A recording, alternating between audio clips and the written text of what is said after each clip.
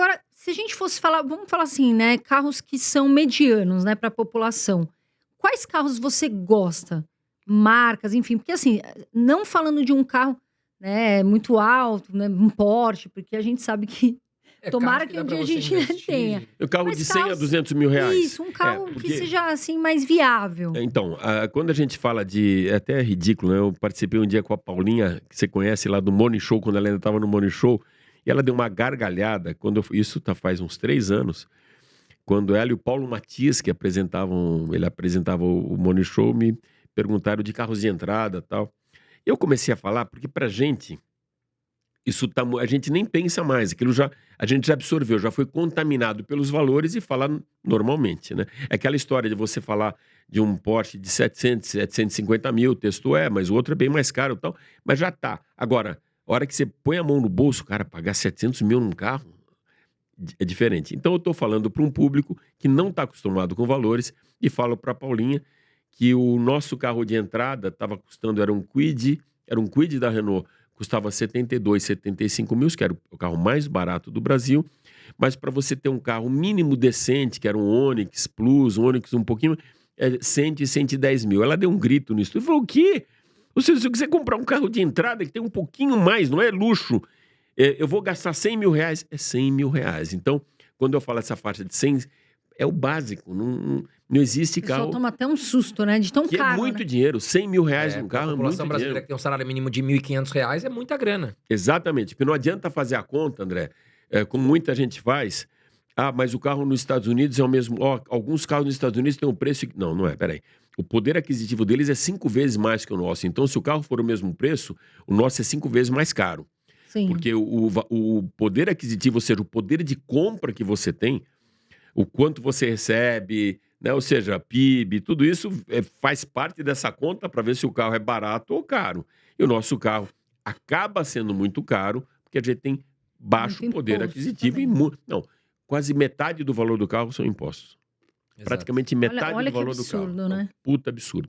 Falam muito de reforma tributária, mexem em muita coisa, mas isso continua. A gente não sabe se é lobby, qual que é a história, enfim, mas algumas coisas precisam ser mexidas no nosso mercado para criar volume e criar acessibilidade. Daí, o grande problema que teve, e essa briga, tem muita fake news, tem coisa que vale como verdade, tem coisa que não, com a chegada dos chineses.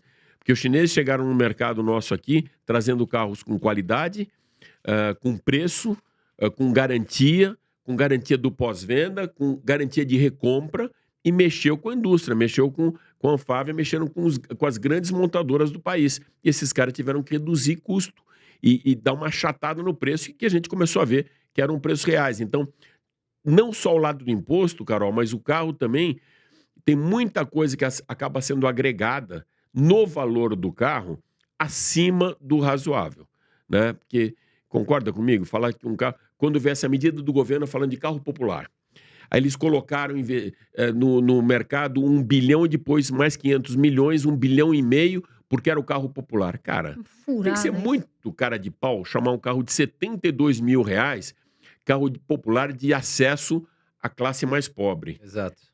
Que isso? Não vai ter acesso a nada. Um carro popular seria um carro de 28 mil, 30 mil, para ter acesso a todos, para esse cara conseguir trocar, como fazem muito com a moto, a CG da Honda ou outras, o cara consegue trocar o transporte público pela moto, porque a prestação que ele paga fica próximo do que ele gasta de condução. Sim. Então, quando você chega a valores próximos, com o subsídio do governo, aí vale. Agora, chamar um carro de 72 mil de carro barato. Popular... Voltando, então. Infelizmente, então, vou ter que ir na faixa de 100 mil para 200 mil. Existem hoje, se o cara prefere um SUV, ele gosta de um SUV e tal, existem muitas marcas que têm SUVs muito bons ou alguns que eles chamam mais de... um hatchzinho, um crossover, que eu aconselho para estar nessa faixa de preço. Por exemplo, um Fiat Fastback e um Volkswagen Nivus. São carros bonitos, extremamente econômicos, tecnológicos, bons Nivus motores. É muito legal esse carro. É muito bom da Volkswagen. E está nessa faixa de mercado. Sedã, vocês falaram de Nissan, tem vários modelos de Nissan que são extremamente bons também e nessa faixa de mercado. A mesma coisa da Honda. A Honda tem... O que você gosta? Gosto, o Nissan Kicks, é um carro que está nessa faixa de preço também. Ele é um misto, né, de um carro mais compacto com um pequeno SUVzinho também, mas é um carro muito legal pelo custo-benefício. O importante quando você faz conta de carro, isso eu aprendi com um amigo há algum tempo atrás, que eu falava só de automobilismo, comecei a falar de automóvel e fazer aquelas comparações clássicas. Pegava um carro, pô, mas esse carro não tem isso, não tem aquilo. E falava, Alex, quanto custa o carro? Custa tanto? Não, é pelo que você paga que você tem o carro. Você não vai querer uma dirigibilidade, uma suspensão para um carro que custa 100, comparar com um carro de 300. Então, a gente tem que comparar carros dentro do mesmo nicho. Dentro dessa proposta, o Kicks é um carro legal. Ele, como eu falei, como você tem japonês, eu confio muito nos japoneses em manutenção, em custo, em pós-venda. São realmente muito sérios. Aí você pode falar de Toyota, pode falar de Nissan, pode falar de Honda.